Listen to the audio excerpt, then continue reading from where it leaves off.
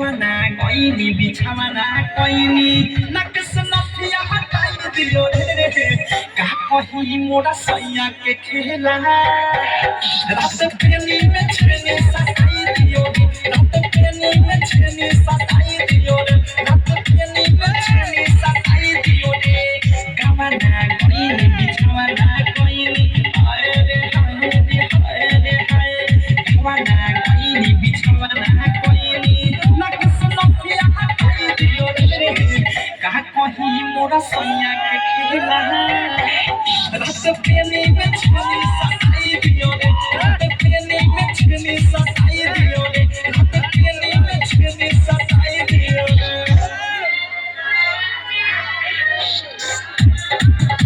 सताई दियो रे सताई दियो रे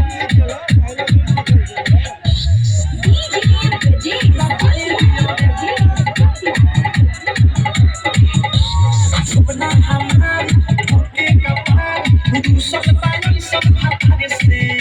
जवानी जिया सुहले बिहार भूखों पाउंड का बिचार से हाय हाय रे माई सपना हमारी धोखे का पार सब पानी सब भागे से जवानी जिया सुहले बिहार भूखों पाउंड का बिचार से हाय हाय ओ फगे सुताबी मनाला चावे আহিরে নাই অফরে সুতাবি মন লালা চাবে জগে পজাকে ভটকাই দিল রে কা কহি মোরা সইয়াকে খেলা রাত পেলি মে ছেনে সতাই দিও রে রাত পেলি মে ছেনে সতাই দিও রে রাত পেলি মে ছেনে সতাই দিও রে পেলি মে ছেনে পেলি মে ছেনে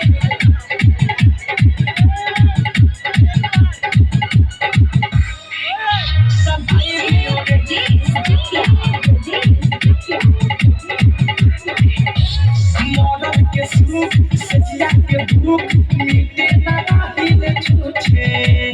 ढूंढी के बूढ़ी देवे ना छोड़ी भूला ना कबू पूछे रे मैया मौलत के सूख सजिया के भूख मीटे ना राहिले छूछे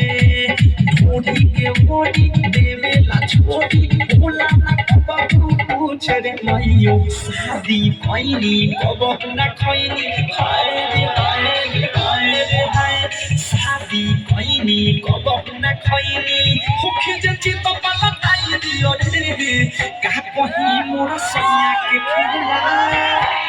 रात पेनी में छेनी सताई दियो रे रात पेनी में छेनी सताई दियो रे खाली पेनी में छेनी सताई दियो रे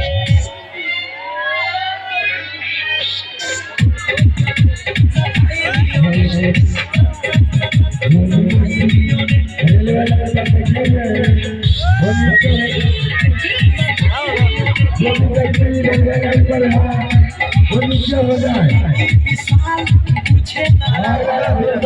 किया जा रहा है रेल लाइन पर कोई व्यक्ति न बैठे और आने जाने वाले आदमी जो भी है दोनों तरफ से चल चले